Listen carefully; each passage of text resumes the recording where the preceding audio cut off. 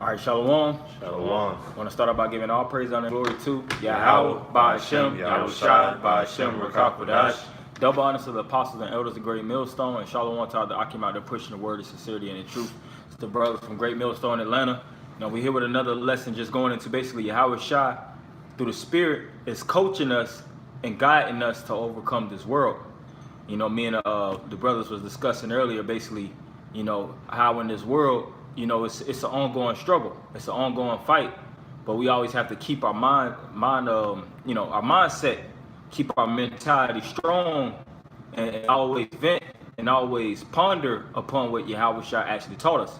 Because when Yahawashi was in the world, he always went through struggles. He went through hardships. He caught all manner of hell, but he always kept a positive outlook. All right, in the spirit of the Lord, he always kept a positive outlook. He knew the negativity that was so evil amongst him, but he always let his light shine. And if you could get that, matter of fact, John the first chapter, how Yahawashi was the light of the world, and all men basically hated him because they hated darkness. But going back to what I was saying, Yahawashi being that light, he never let the negativity around him actually demonize him, so to speak. And he taught the disciples the same thing. You know, when they were amongst the people, they were moved with compassion. They had a level of love and sincerity. Of course, it was times where his anger waxed high, and he cursed people the hell out too. But at the end of the day, he kept his mind sane.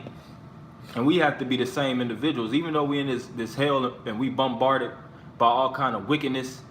It's all kind of evil that's going on. Hey, case in point, you know, today is Halloween. Yep. It's all kind of demons and ghouls and goblins roaming around. But guess what? We here to wake up the hopeful elect. Our mind is geared and you know, drilling towards the path of salvation. All right, and we already understand that the end is that's going to come in the latter end of these people. You know, death and destruction. And it's really not even about them. They're just the negative people of the play, so to speak, man. They're just the cast. They're the background. The extras. The true battle is us in the spirit. All right, and we have to always continue to fight and comfort one another with these words, as the scripture said, because it's going to get worse and worse, and it's going to become more and more dramatic. But you have that. Yep. Is it verse 4? You can start at 1. All right. John 1:1. In the beginning was the Word, and the Word was with the Most High. Yep. And the Word was power. Yep. Continue. Was with the power. Was with the power, which is Yahawashi. Continue. The same was in the beginning with the Most High. All things were made by him, and without him was not anything made that was made. So everything was crafted, and it was basically built by the master architect, Yahawashi, through the blueprint of Yahweh. Continue. That's why in the 7,000 time span, that 7,000 segment of time where the Lord was building, in the last 1,000 years he rested, he always said after he built that it is good. It is good. It is good. It is good, meaning it's perfect, complete, or whole. Continue. It says, all things were made by him, and without him was not anything made that was made. In him was life, and the life was the light of men. Right, so what was the light of men in Yahawashi? Life. When he came and preached the gospel unto the people, he gave them life. He made them whole, sound again. You had certain people that were sick nigh unto death. You had certain women, harlots. You had the woman that was sick. She basically had a menstrual cycle for the space of 14 years or something like that, if I'm not mistaken. You had plenty of people that was just sick, lame, blind, leprous. And Yahawashi, he seen the people in such a low degree that what did he do? He pushed that life, that lively spirit within him onto those vessels, and they became whole. And that should, you know, be a motivation for each and every one of us, that we do have access to the same spirit. We have access through reading about Yahawashi, learning about Yahawashi, the disciples, the men of the Lord, that, you know, we could actually inspire others to actually, you know, become whole through the spirit and power of Yahawashi. Because these people are broken out here, you know. The 1/3 right now are in the world, they're being broken. All right, they may be on drugs. You know, you're gonna have certain women that's gonna actually receive salvation. They might be actually whores. You know, there's gonna be all kind of different people just following all manner of wickedness. But the more we push this light out here, it's gonna actually make them, you know, embrace the light and turn from their dark and wicked and evil ways, which is a good deal unto the eyes of the Lord, man. Yeah, I appreciate it. And this isn't a thing of pointing the finger. Of course, we know 2/3 is gonna die, and you know, majority of these individuals is gonna suffer and perish. But it's a lot of 1/3 out here, man. Yeah. You know. But you had something? Yeah, I had something. This is Matthew 5:16. It says, "Let your light shine before men." Mm-hmm. Start at 15. Kind. Matthew 5:15. It says, "Neither do men light a candle and put it under a bushel, but on a candlestick, and it giveth light unto all that are in the house." Yep. So that's that light, you know. It says men don't put a light on a bushel, you know. So if you have that light, you be a beacon, man. Yeah. You know, be an example. Okay. Keep going. Yeah, it says whatever is declared unto you in secret, if I'm not mistaken, preach it on the rooftops. Yep. And what's the rooftop? The watchtower, the highways and byways. Yeah. Freely you receive, freely Freely give. because ultimately this word is light. So if you're receiving the light, then you're gonna have a shine about yourself. That's right. You know, Have which a you have particular to. glow. You can't hide that. Yeah. Okay. If you have this knowledge and understanding, you know, then you have to actually display it. Okay. Mhm. Keep going. If I could just say too, otherwise you're being selfish. Yeah. Yep. That's You know, it. because of the Most High, you didn't get this yourself. You know, Yahawashi gave it to you to share with others, man. You know, Because the Lord shared it with you. you can. Continue. It says, "Let your light so shine before men, that they may see your good works and glorify your Father which is in heaven." And what's our good works? Preaching it unto the people, waking them up, turning them from the wicked ways of this world, showing them who their enemy is and telling them to stay away from them, showing them the traps and snares, all the different entrapments and different things that's actually set to actually destroy them, and show them the light and show them how to walk to it. All right, when you come into this truth, you know you have a level of niggerism about yourself. All you know about is stealing. You know about drugs, all these different evil things. But when you come into the truth, you put off that old man. That's right. You become a new creature in Yahawashi. You start to see how to love your brethren. You see how to serve the Lord, truly follow His commandments, heal the sick. Like you'll have a brother that might be sick and he might be in an uncomfortable place. What you do? You give him the herbs. If you don't have the herbs as access, you have the access to the words of wisdom that could keep him up. That's right. You know, you see a brother that's in a certain rut. What you do? You motivate him, man. Show him, give him an exhortation, give him words of comfort. That's why we all have the ability to comfort one another and guide each other through these words. Okay. We have these living waters where if a brother is thirsty, you can actually, give him these waters to lap and drink from, so that he can actually become nourished. Because the truth of it is, everybody's malnourished in this world, man. That's it. When it comes to the words of Yahawashi, they don't have the true understanding. The pastors is ripping them off and lying to them for filthy lucre's sake. So these people need a guidance. These people need salvation. They need a savior. And that's where we step in. Didn't it say in Obadiah that the Lord is going to raise up saviors, plural? Each and every one of us, the 144,000, each and every one of us is a piece of Yahawashi. And we all have a particular gift and a particular skill to actually feed and build the nation, man. But it's some more on that? No, that was it on that. Okay, you can go back to that, John. Yep. It says, I'll start at verse 5. It says, "And the light shineth in darkness, and the darkness comprehended it not." And that's powerful. For light to shine in darkness, it's eclipsing the evil. Because the darkness of this world, it tells you that in Isaiah the 60th chapter how it's gross. Yeah. Meaning very, very, very dark, man. It's so dark that it has a pool that actually strips people out of their light. You'll see certain so-called childhood friends They actually had a level of sincerity. They were pretty good people. Back in high school and things of that nature, they actually had a level of brotherly kindness. They start to grow up in this world and they get turned out, man. Yep. They get all kind of evil, and you see the demons. Yeah, you can see the demons on them. Yeah. They don't even look like the same person. Because the evil of this world conquered. They all that music they listen to is bumping and putting demons in their mind, putting that drug dealer mentality, that pimp, that real self-destructive mentality in them. Hey, even men in the truth, you know, and that's that parable. They endured for a little while, but it choked them out, and that's the world basically choking them out. Yep. Were you done on that, Karatza? Yeah, that was it on that. I got that. John 13 and 35. It says, Slakia, by this shall all men know that ye are my disciples, if ye have love one to another. And that's the main thing is having brotherly love. Hey, Yahawashi said that what's the greatest commandment? When someone asked him what's the greatest commandment, what did he say? He said to love one another as ye love me.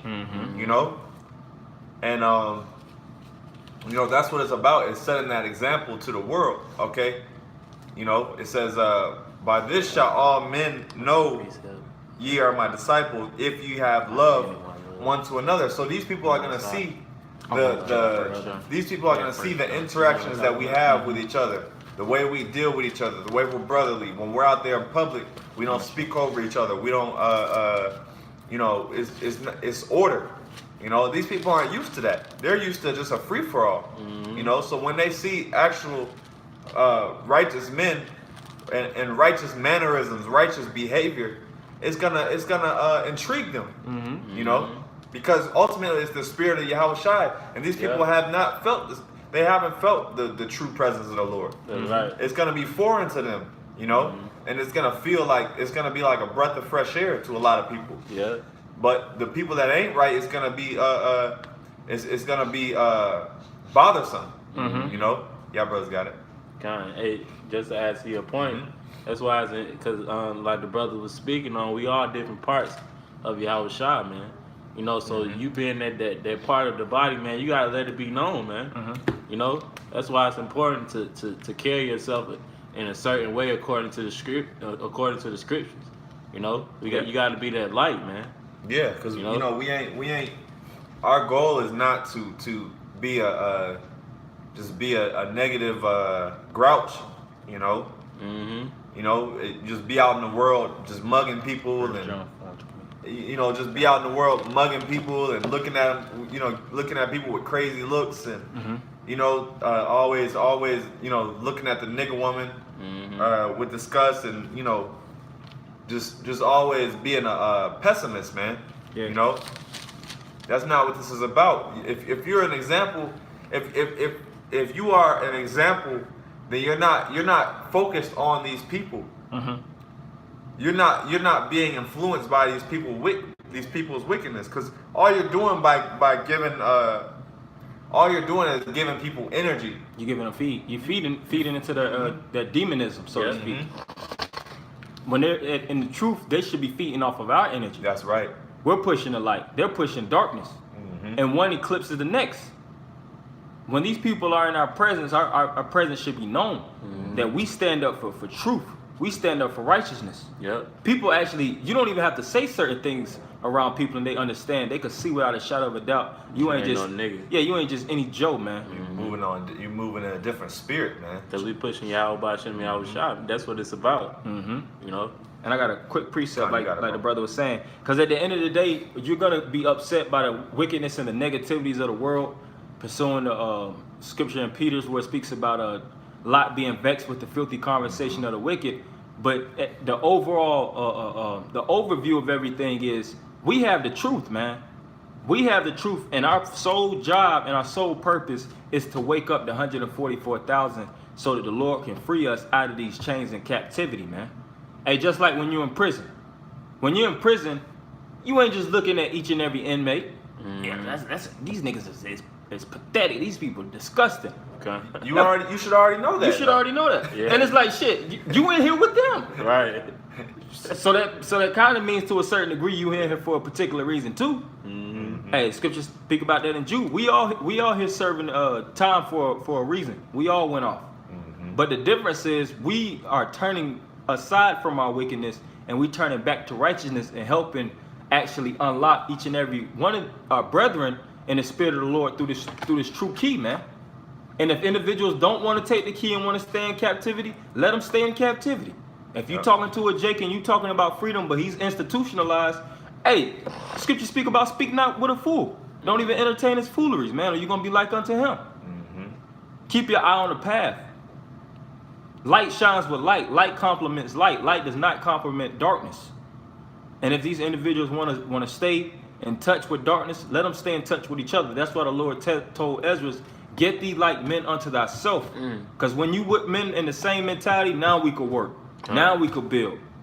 And the outsiders that still living profanely, hey, they gonna get their judgment, man. But I got a precept. This is Philippians 2:15.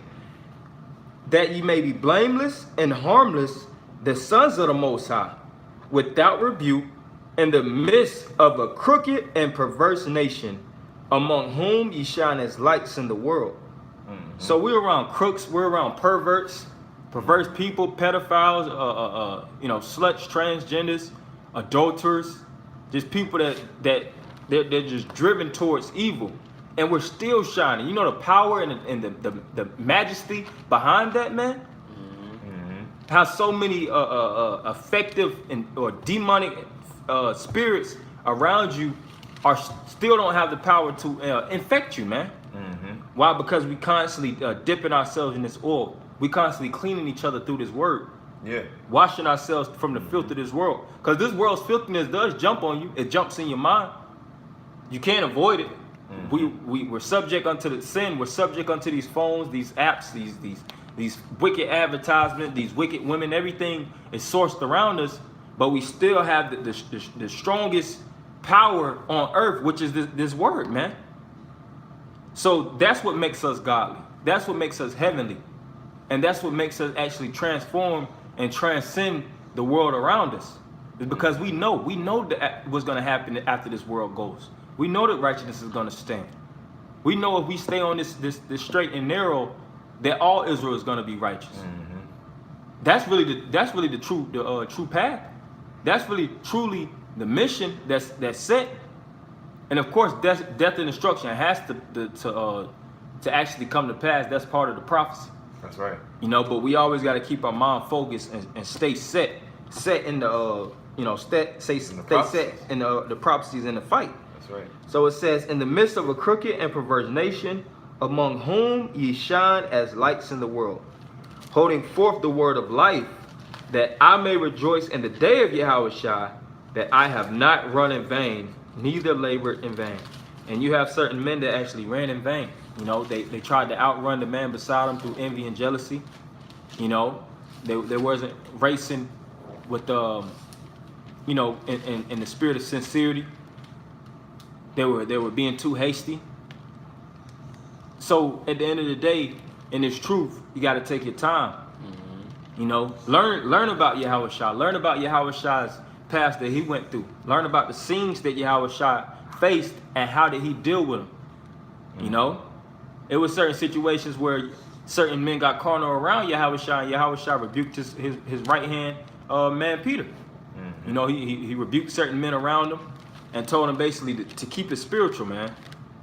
Know that at the end of the day, him being Yahawashi, he has to fight for certain things in particular for the cause of the greater good.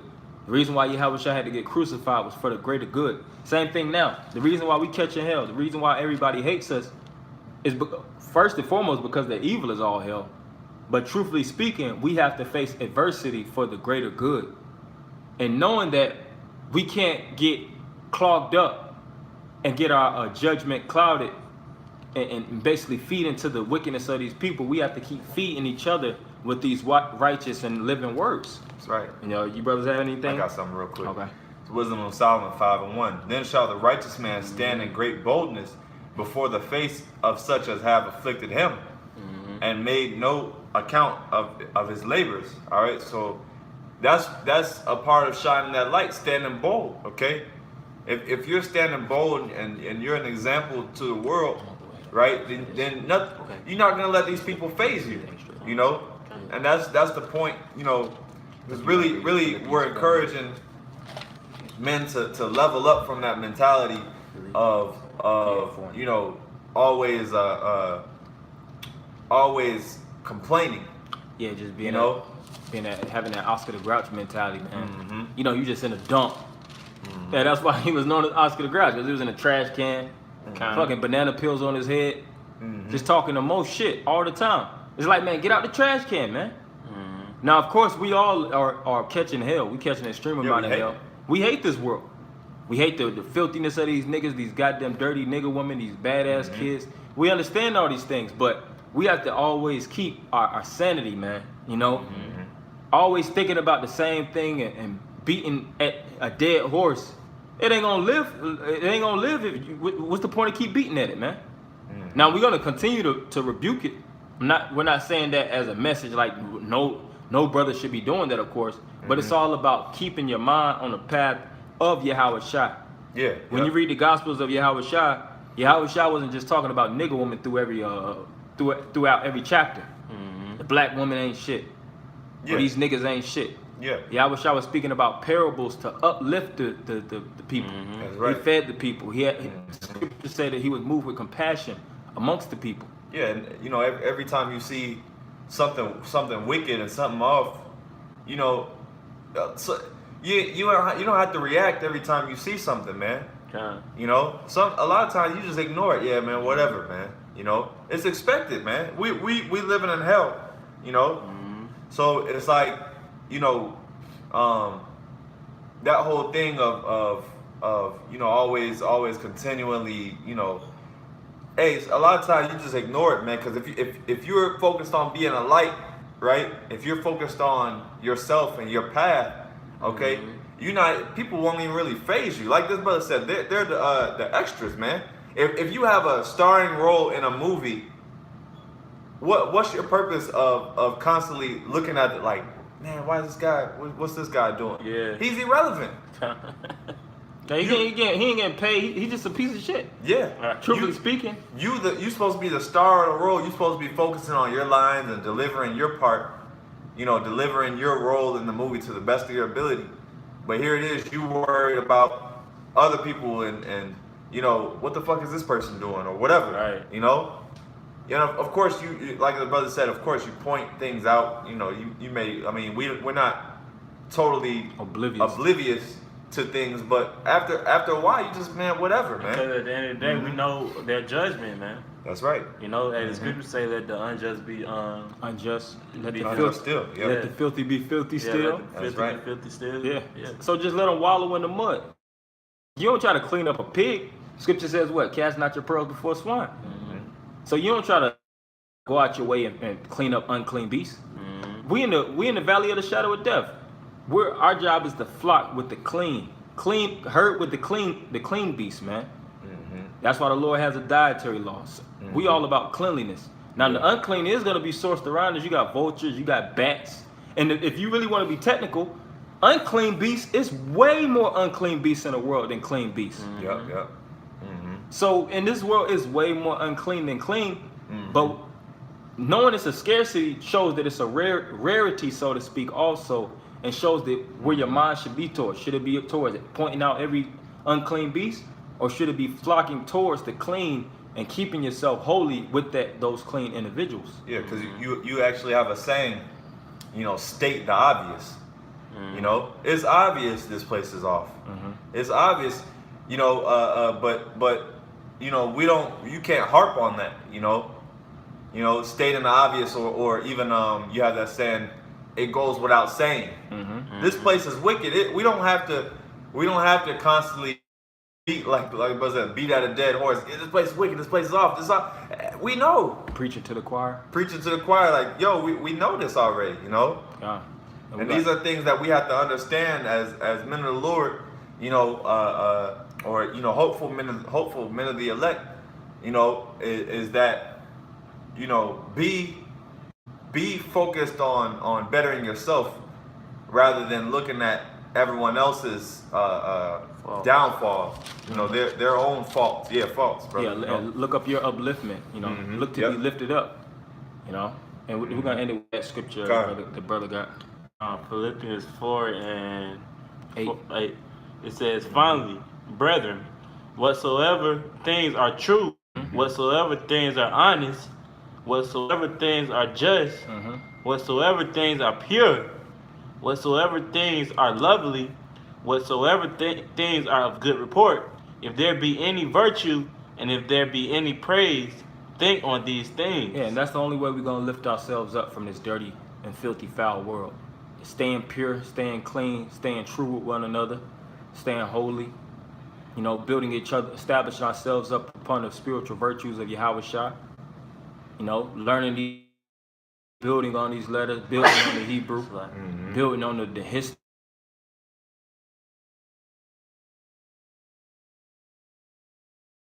Low level people, man.